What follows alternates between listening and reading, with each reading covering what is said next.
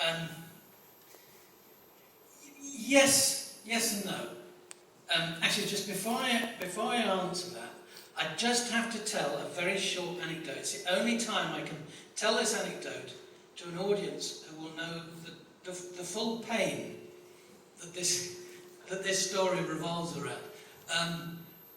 A few years ago, the BFI did a Gothic season of cinema, and it coincided with the time I was doing a Jekyll and Hyde TV series for ITV, and I did a few events with the festival, and they invited me along to, they had a special screening of Night of the Living Dead, and George Romero and Dario Argento were both there. Now, have any of you heard of a guy called Johnny Maynes? Yes. You know, if you haven't, you should check him out. He's a real expert on horror, particularly literary horror, and he had an amazing collection of books, memorabilia, DVDs, whatever, that he had collected over the years. And sadly, he had to sell most of them for financial reasons. But when he found out that I was going to this event, and that I would be meeting George and Dario, he said, "Can you try and get some more signatures for my book?" He had the novelisation of Day of the Dead, Dawn of the Dead. The second one, it's Dawn of the Dead, isn't it? Yeah. Dawn of the Dead. He had already got signatures in the book of Tom Savini, who, as horror aficionados, I'm sure you know, did all the makeup. He was the go-to guy in the 70s for horror makeup. He had the Hare Krishna zombie, features quite heavily, with quite a blue face. And he had one other person in it already, I can't remember who they were. And he said, if you could get Dario and George, that would be amazing. So I said, but I don't want the responsibility. This book has already got these great signatures in it. He said, it doesn't matter, you're fine, just do it. So I took this book to the event at the BFI, and then the organiser said, would you like to come to dinner with George and Dario? And I said, yes, of course I would. And we went out for dinner, and it was great. I was chatting to both of them, but they were serving lots of cocktails.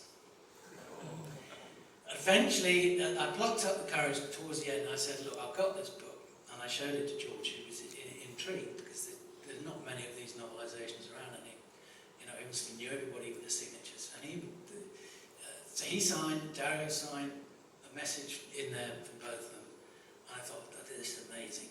And then, but I was pretty pissed by the end of the night. And I took my son along with me, he was a big fan. And we got back, we got out of the taxi, got up to the front door, and I thought, fuck, I've left my bag in the taxi.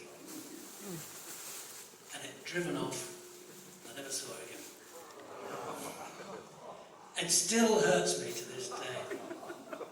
Particularly, as I said, Johnny had to sell off his memorabilia, and that probably would have been worth quite a lot of money. So, and the really tragic thing is, that taxi driver, at the end of the night, all that was in the bag was that book. He'd have looked at it and said, oh, I don't want that. What's that? You know, these things, as I say, I could tell this anecdote today because you know the value of that thing.